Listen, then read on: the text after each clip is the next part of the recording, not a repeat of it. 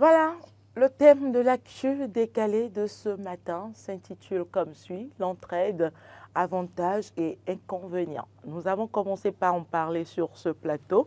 Marc Goudjano, Oui. c'est quoi l'entraide? Bon, je pense que l'entraide, c'est une forme de coopération hein, où des individus se mettent ensemble afin de pouvoir quand même s'aider mutuellement, d'accord, sans nécessairement attendre un bénéfice direct. C'est ça, en fait, l'entraide, et c'est ça l'objectif de l'entraide, aider sans attendre forcément un bénéfice direct. Ça se voit, l'entraide, ça peut être de façon individuelle ou bien de façon collective où vous vous associez quand même pour pouvoir aider quelqu'un, lui venir en aide.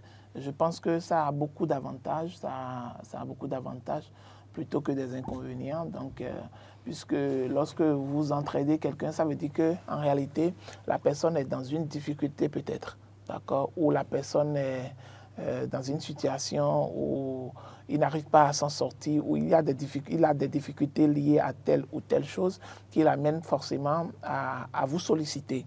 D'accord. Et même parfois, même sans que la personne ne vous sollicite, il faut que vous ayez ce besoin-là de pouvoir venir en aide aux autres, comme le fait généralement Laurent souvent. Et ce qui fait que ça renforce en réalité les liens, d'accord, de solidarité qui doivent exister entre les humains. Lorsque l'on arrive à s'entraider, lorsque je vois que Carole est dans telle difficulté, ce n'est pas forcément d'ordre financier, d'accord, ce n'est pas forcément d'ordre matériel, mais même psychologiquement, on peut s'entraider.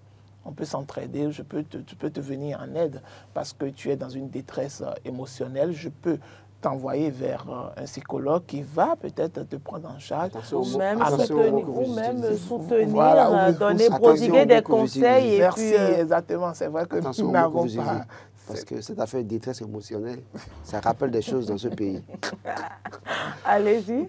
Et donc, ça permet également, je pense qu'on doit également apprendre cela à nos enfants pour que même entre eux, qu'ils aient cet esprit-là d'entraide, même entre frères et sœurs, même envers également leurs camarades de classe, ou peut-être à un moment donné, il voit que son camarade a perdu son bic alors que elle en dispose 2 ou 3 qui est également dans son sac, elle puisse lui donner, je te donne un bic afin que tu puisses continuer à prendre les cours.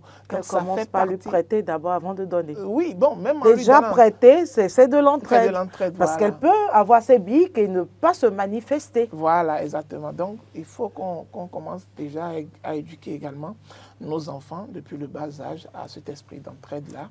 Et également nous-mêmes, dans notre vie quotidienne, qu'on puisse manifester cela et que ça se ressente, d'accord, dans les moindres gestes, dans les moindres détails, pour que l'on puisse quand même sentir cette solidarité-là, cette fraternité qui doit exister. Justement, on en parlait tantôt. Est-ce qu'on doit aider tout le monde? Est-ce qu'on doit entraider tout le monde? Oui, oui. Moi, je le dis oui parce que il est dit... Moi, je disais non tout à l'heure. Oui, parce que même dans la Bible, c'est dit priez pour vos ennemis. Oui, même vos ennemis, priez pour eux. Donc, s'il arrivait à un moment donné et que je ne m'entends pas avec la personne, ou bien il y a un problème entre nous, par exemple, dites-vous, et que je sors, je vois que sa voiture a de panne ou sa moto a de panne d'essence et que peut-être le vendeur n'est pas si près, il est en train de traîner. Ça ne me gênerait pas hein, d'aller payer et de venir lui remettre. En réalité, ça éduquera sa conscience pour qu'il comprenne en réalité que la vie n'est pas si compliquée que ça. C'est pas tout le monde qui est accessible au message. Voilà. Même s'il n'est pas accessible au message, en ce qui est de notre ressort, nous en tant qu'humains, en tant que chrétiens, avec toutes les qualités que cela se doit, nous devons montrer le bon exemple pour leur montrer en réalité que, quelle qu'en soit votre disposition ou votre animosité, d'accord, votre haine envers tel ou tel, ou envers moi par exemple, ça ne me gêne pas peut-être de pouvoir manifester ce crin d'amour-là, quitte à ce que, en réalité, lui, il se fait beaucoup plus de mal. Mais moi, même en le faisant, c'est que je me fais du bien. Et je reçois les bénédictions divines en retour. Et donc, il y a toujours du plaisir à donner qu'à recevoir. Et donc, en cela, je ne trouve pas... Qui dit ça? Je ne veux même pas... Je m'apprêtais à lire ce verset quand vous avez dit ça. Vous voyez l'inspiration. Vous voyez, quand vous parlez sous l'égide du Saint-Esprit, c'est comme ça.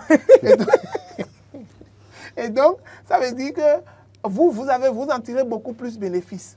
D'accord? C'est beaucoup plus bénéfique à vous de pouvoir aider, de pouvoir entraider les autres. Et même si d'autres personnes se trouvent dans la disposition d'être contre vous, n'en tenez pas compte. Faites ce que doit, advienne que pourra. Roland Donaïkes. Oui, Actes des Apôtres, chapitre 20, verset 35. Acte 20, 35. Je vous ai montré de toute manière que c'est en travaillant ainsi qu'il faut soutenir les faibles et se rappeler les paroles du Seigneur qui a dit lui-même, il y a plus de bonheur à donner qu'à recevoir. Merci, mon pasteur. Et donc, en réalité, quand vous donnez, c'est vous qui recevez. Vous recevez toujours en retour des bénédictions. Il ne sert à rien d'avoir la main fermée, de ne pas partager. Si vous en avez pour un, il est dit souvent que quand il y en a pour un, il y en a pour deux. C'est vrai. On ne peut pas aider tout le monde parce qu'il y a des moments donnés, parfois vous donnez à des gens, et ça peut se retourner contre vous. Justement, oui, il y a de ces personnes qui ne sont pas... avait du mal à reconnaître cette réalité. Il y a des gens qui sont de mauvaise foi, à qui vous donnez peut-être avec bon cœur, mais qui cherchent à vous nuire. Oui. Mais dès lors que vous donnez avec un cœur sincère, un cœur plus innocent, que vous priez vraiment Dieu, vous donnez, il est temps de se faire mal, il y a ce qu'on appelle retour à l'envoyeur. Je crois que moi, dans ma prière quotidienne, je dis toujours retour à l'envoyeur. Je donne.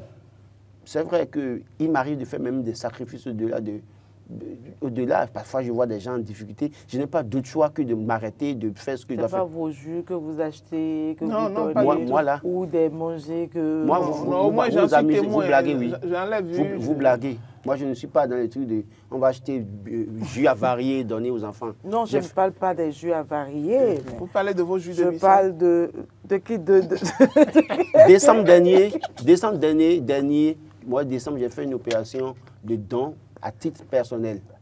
Et les enfants ont mangé la qualité. Avec des gens qui étaient venus le jour-là, qui ont mangé avec nous la qualité et qui ont bu qualité. Et on était dans le même mois, dans un orphelinat à Povier. Et j'ai reçu la lettre de félicitations, c'est encore là, je peux vous montrer ça. Pour dire quoi? Je ne suis pas dans ce lot qui va donner des trucs avérés. Je croyais que c'était les jus, les petits jus que vous partagez dans les couloirs d'Éden. Laurent Toniquès, non, pardon. Non, mais encore que ça, quand je donne ici, je donne à cœur ouvert.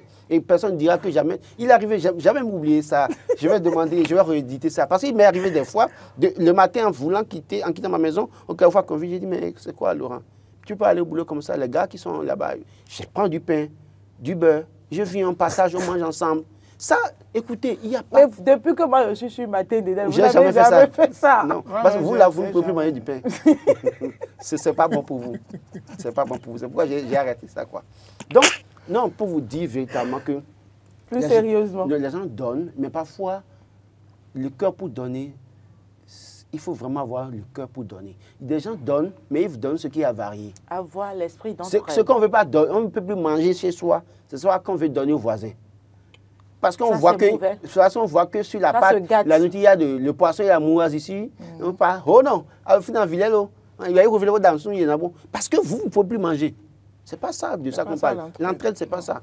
L'entraide, c'est que vous voyez la personne dans le besoin et vous voyez, vous donnez ce qui est a de la qualité, de la valeur à la personne. Et vous assistez la personne. Oui, si vous avez dans votre environnement des parents qui sont démunis, les enfants ne vont pas à l'école, on a commencé la rentrée le 16 septembre par exemple, et jusqu'au 25, vous voyez encore les enfants arrêtés dans la zone A. Qu'est-ce qui s'est passé? Qu'est-ce qui se passe? Vous pouvez vous rapprocher du papa ou de la maman pour demander. Et puis, de commun accord, vous décidez comment assister ces enfants-là. C'est de l'entraide. Parce que celui-là, vous imaginez, cet enfant-là, à qui vous avez fait du bien aujourd'hui, qui voit ça, demain, quand il va voir votre petit-fils, il se souviendra de vous. Je raconte une histoire, si vous voulez. Je connais un vieux.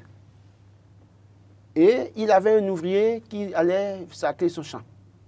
Quand son enfant a eu le CEP, le papa qui sacre a demandé au vieux, qui est son maître, en griffe, de demander à son fils aîné, qui est enseignant à l'époque à Porto-Vaux, d'acheter un vélo pour son fils et qu'il lui va sacrer pour payer. Ils ont fait ça. D'accord? Le papa a sacré pour payer.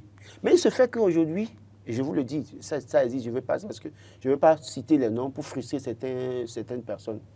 Ce fils-là, dont le papa était sacré le champ pour l'autre là, ce fils est devenu immensement riche aujourd'hui. Il fait partie des riches du Bénin.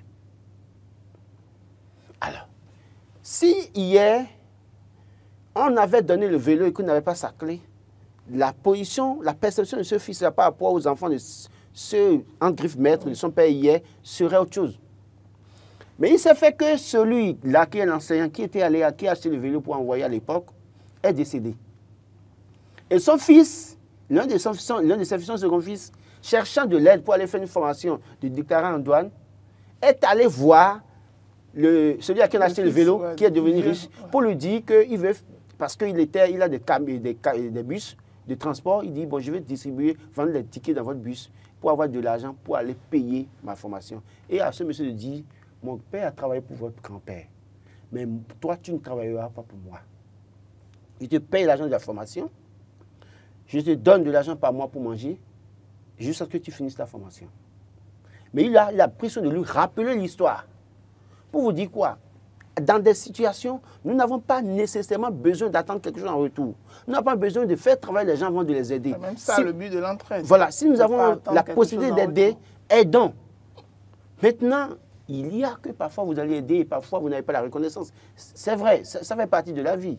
Moi, je le dis, il y a des gens qui m'ont fait certainement beaucoup de bien et qui peut-être aujourd'hui, je ne suis pas allé les voir, ça fait longtemps, c'est des choses qui peuvent arriver. Mais je pense que depuis quelque temps, je crois que j'en ai parlé avec vous, que je prévoyais organiser une fête où j'invite ces personnes que j'ai connues dans mon parcours pour les célébrer, pour leur dire merci pour ce qu'elles ont été pour moi. Donc j'estime que je ferai partie. Bon, pour les quelques parfois, vous m'avez acheté la viande avec cacassade, c'est pour ça que vous voulez que j'organise une fête pour vous. Non, donc pour vous dire qu'en réalité, on ne doit pas forcément attendre quelque chose en retour quand on veut aider quelqu'un. Dans l'entraide, vous aidez la personne, vous n'attendez rien en retour. Soit la personne, dans 5 ans à 10 ans, peut vous retenir ça en méditation, ou soit c'est le Seigneur même, Dieu, qui vous envoie d'autres personnes sur votre chemin. Parce que même dans le même temps que l'autre a un besoin et que vous allez satisfaire ce besoin, vous aussi vous avez un besoin quelque part. C'est peut-être besoin d'une promotion. Et c'est quelqu'un qui vous voit seulement, vous venez au cours de l'entretien, il vous regarde et vous dit, bon, ça va, monsieur Marc? Ah ben ça va, non, c'est bon, écoutez, qu'est-ce que vous voulez que je vous demande? Et vous commencez à rire, et puis il dit, bon, ok, bon, c'est bon, vous pouvez partir. Et c'est simple, parce que le bien que vous avez fait, ça vous suit, et quand vous avez été là, ça a illuminé votre vie. Il vous l'a vu, celui-là qui vous fait l'entretien, devait vous faire l'entretien, voit en vous une personne irréprochable et dit, bon, alors qu'en réalité, il y a bien des choses à vous reprocher. Mais ce bien que vous avez fait vous suit. Donc je pense qu'il faut quand même faire du bien, sans contrepartie, sans rien attendre à retour.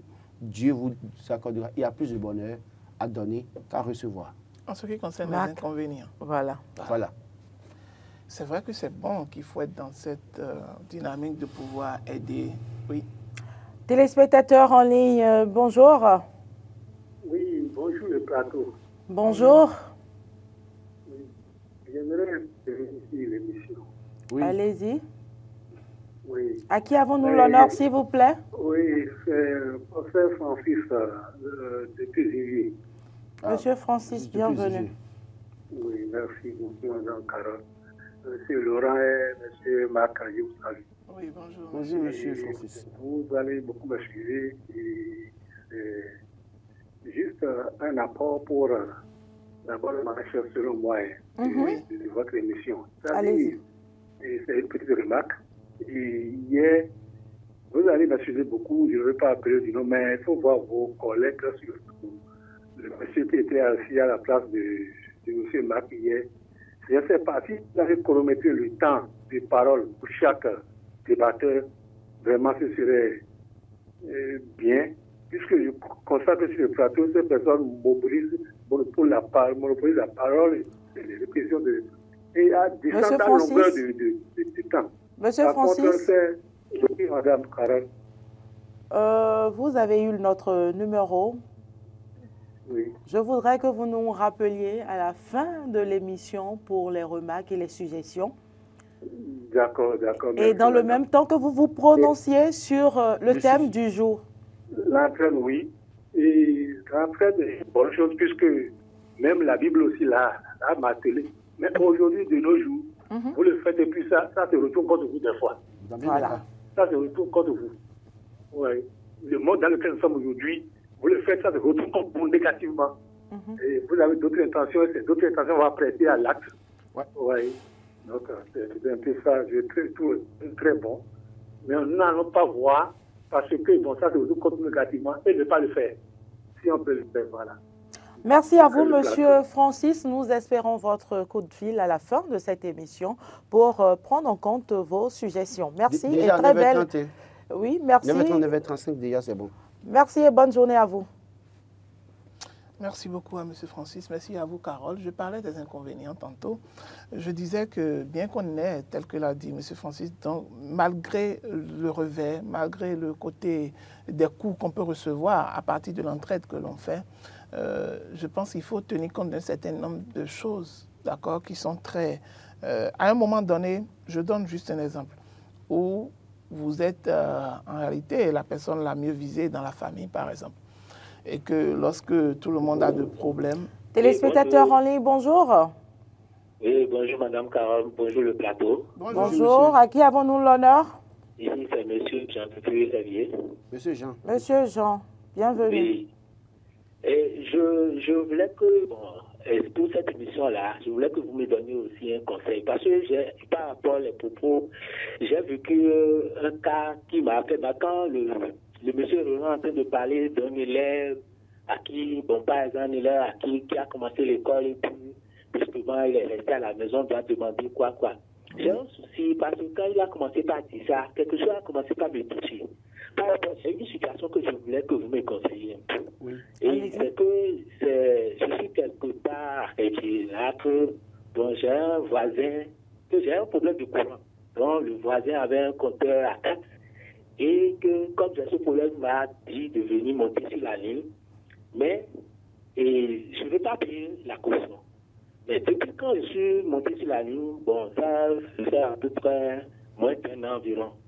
Depuis le jour, le monsieur n'a plus acheté le courant. C'est que moi seul, j'achète chaque semaine, j'achète 5 000 francs chaque semaine. Et c'est lui et nous qui utilisons le courant. Un jour, il m'a appelé pour me dire qu'ils ont envoyé son enfant de l'école. Son enfant était dans le même établissement que mes enfants. Oui. Moi-même aussi, j'ai des difficultés aussi parfois pour payer l'écolage. C'est normal. Il m'appelle encore pour me demander de l'aider parce qu'il veut envoyer son enfant de lui faire près de 20 000 francs. Après les analyses, j'ai vu, bon, moi aussi j'ai des difficultés, hein, j'ai envie parce que j'ai la volonté de l'aider, mais ils sont allés voir, depuis que je suis monté sur la ligne, c'est moi qui payais le courant jusqu'à aujourd'hui. Et si c'est encore possible qu'il m'appelle encore pour me demander de lui faire un prêt pour payer l'écolage de son enfant. Après ça, bon, je n'ai pas pu répondre à la question. J'ai dit, mais j'ai aussi des difficultés, ils ont aussi renvoyé mes enfants. Mais je peux faire. Mais je suis en train de voir, je suis allé voir comment je suis en train de payer tout ça là jusqu'à présent. Et ça m'a touché quand M. Roland commençait par dire que quand ils ont arrêté l'enfant a stoppé l'école, le mati devait demander, faire ça. Mais ça, Monsieur Jean, je vous réponds en même temps pour vous dire ceci. Ce qu'il vous fait, il vous exploite, c'est bien, c'est vrai. Et ça va faire mal, je suis d'accord. Mais il s'agit de l'avenir de l'enfant. Et si vous avez la possibilité d'aider l'enfant, aidez l'enfant. Le problème, c'est que ici, maintenant, si vous n'aidez pas l'enfant, il va vous prendre mal. Et il se peut que dans les prochains jours, il vous coupe le courant. Alors, si vous voulez refuser d'aider l'enfant, en réalité qui est innocent, et que vous devez alors vous préparer pour quitter sa ligne, et prendre vos dispositions pour savoir que vous avez coupé le pont avec lui une fois pour de bon. Et vous pouvez vérifier vraiment si l'enfant veut être renvoyé, voilà. Parce que vous avez la possibilité de vérifier. Non, c'est même pas ça. Moi, je pense que la plupart du temps, il m'est arrivé une fois un cas comme ça. Je suis allé directement dans l'école, j'ai payé la scolarité, j'ai pris le reçu. Cela suppose que quoi? Il ne peut plus prendre de l'argent pour aller faire autre chose. Donc, vous allez dans l'école pour payer directement. Et ça, là, vous savez que vous rendez service à l'enfant, pas au papa. Parce que le papa a... Parce que là, déjà, il a fait preuve de mauvaise foi dans l'entraide qu'il était en train de faire. Maintenant, l'enfant n'a pas subi la mauvaise foi ou la méchanceté de son papa. Parce qu'il n'y connaît rien, c'est un innocent. Donc, si vous avez la possibilité, aidez cet enfant et passez à autre chose. Maintenant, si vous voulez arrêter, vous ne voulez pas aider l'enfant et que vous savez très bien qu'il peut se retrouver contre vous à tout moment, sachez que vous devez prendre vos dispositions pour aller avoir un compteur. Oui, et puis moi, je voudrais conseiller à M. Jean pour lui dire en réalité que, en laissant la situation telle, c'est qu'il est en train de se mettre en difficulté progressivement. Pourquoi? Parce que là, ça fait une forme d'entraide déséquilibrée, c'est-à-dire qu'il va uniquement dans un sens, d'accord? Et finalement, c'est que le monsieur va continuer et commencer par lui demander des services, d'accord? Et lui mettant la pression parce que sachant qu'il a besoin de lui. Et donc, je vais exhorter le monsieur à commencer par prendre ses dispositions pour pouvoir aller trouver l'énergie. Un compteur. D'aller trouver un compteur, d'aller trouver. Oui. Voilà. Sinon, c'est la seule façon. Voilà, c'est la seule façon. De commencer par prévoir cela. Et même si peut-être il peut trouver encore quelqu'un d'autre chez qui prendre et qui doit payer et qu'il paie de façon normale. Et il aura un décompteur. Voilà, il paie de façon normale. Il sait ce qu'il consomme. Voilà, et il paie ce qu'il consomme. Ce serait mieux. Là, c'est l'entraide. Et là, la personne lui est venue vraiment. Sinon, dans ce cas de figure, tel que l'a dit le téléspectateur avant lui, c'est ça ce qui va finalement pas lui arriver. C'est-à-dire le revers voilà. de l'entraide qu'il est en train de faire. C'est même pas de l'entraide qu'il fait. Hein. On est en train il est dans l'exploitation. Il est dans l'exploitation. Et que finalement, avec même son bon cœur, c'est que ça pourrait lui revenir en mal parce que quand il va couper et qu'il va décider de changer alors de fournisseur et autre, le monsieur va mal prendre ça et va le prendre même comme ennemi et va même ne pas vouloir même le saluer. Ils vont devenir carrément. Je t'ai fait du bien. Merci, alors exactement. Réalité, ce n'était pas sincère. Donc il faut qu'il se mette dans la disposition quand même de pouvoir changer des choses. Ça fait partie en réalité des inconvénients liés à la chose. Voilà. Parce que si je donnais l'exemple, par exemple, d'une famille, par exemple, où vous êtes tout le temps la tête de pont et que c'est vous qui donnez ou qui vous donnez. À tout moment. Téléspectateurs en ligne, bonjour. Oui, bonjour, Eten TV, comment vous allez? Nous allons bien. À qui avons-nous l'honneur, s'il vous plaît? Bonjour. Monsieur Sosten, délégué depuis partout. Monsieur Sosten, bienvenue, allez-y. Merci. Et je voulais aborder dans le même sens que Laurent. Et il a déjà tout dit. Parfois, il y a même des gens qui sont nés. Il y a parfois, j'ai dit, j'aborde dans le même sens que Laurent. Oui, allez-y, nous vous écoutons. On vous reçoit. Oui, il y a des gens qui sont nés, même s'ils entraînent, le retour est toujours négatif. Ouais. Enfin, ils sont comme ça. Ou carrément, le jour où ils ont besoin d'aide, ils n'en trouvent pas. Oui, donc il ne faut pas toujours attendre les avantages. C'est vrai, ça arrive. Oui. Dieu peut mettre des gens sur votre chemin. Tout à fait. Oui, Dieu peut mettre des gens sur votre chemin, comme il a dit. Et vous n'avez pas à vous rendre compte que c'est ce que vous avez fait de bien qui a amené ça. On ne le sait pas plus. Maintenant, je voulais revenir sur... Vous avez une belle émission, mais malheureusement, parfois, les gens sont au boulot, bien... Je ne sais pas comment vous pouvez faire pour que... Sinon, moi, j'aime beaucoup suivre votre émission, là. La rediffusion est à partir de 01, si je ne me trompe, hein, ou 23h30 par là, je ne sais plus trop avec assurance, mais entre 23h30 et 01, vous avez... C'est après 01, parce qu'il y a une émission qui passe à 23h. Oui, voilà, donc à 01, vous retrouverez la rediffusion de l'émission les jours où vous serez au boulot. Il dit qu'il ne pourra plus appeler pour intervenir.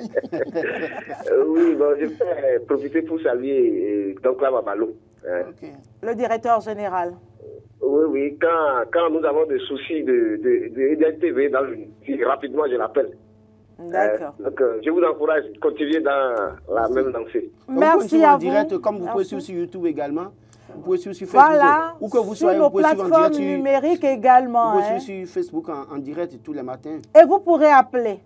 Parce que quand vous nous suivez en direct sur Facebook ou sur YouTube, c'est que vous savez quand nous démarrons l'actu décalée, la rubrique qui vous permet d'intervenir en direct sur cette émission. Alors vous allez prendre votre téléphone, composez le numéro qui s'affiche au bas de votre petit écran et le tour est joué. Merci à vous, Monsieur Sosten. Alors, nous allons conclure. Oui, je voulais conclure pour dire que c'est bon d'entraider, d'accord? C'est bon, oui, de s'entraider également, mais il ne faut pas le faire à ses propres dépens.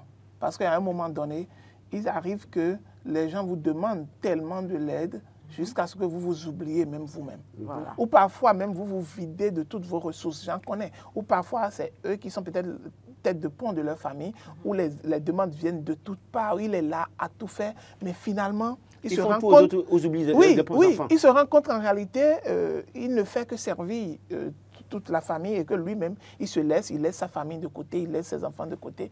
Et finalement, quand il décide peut-être de limiter, il devient alors l'ennemi numéro 1. C'est pourquoi il faut donner également, il faut réglementer ça. Il faut donner des limites à un moment donné, sinon ça risque de se retourner contre vous. Roland? Oui, aider, d'accord. Faites attention en aidant. Et chaque fois que vous devez aider, quand même, précédez ça de la prière, confiez ça à Dieu d'abord.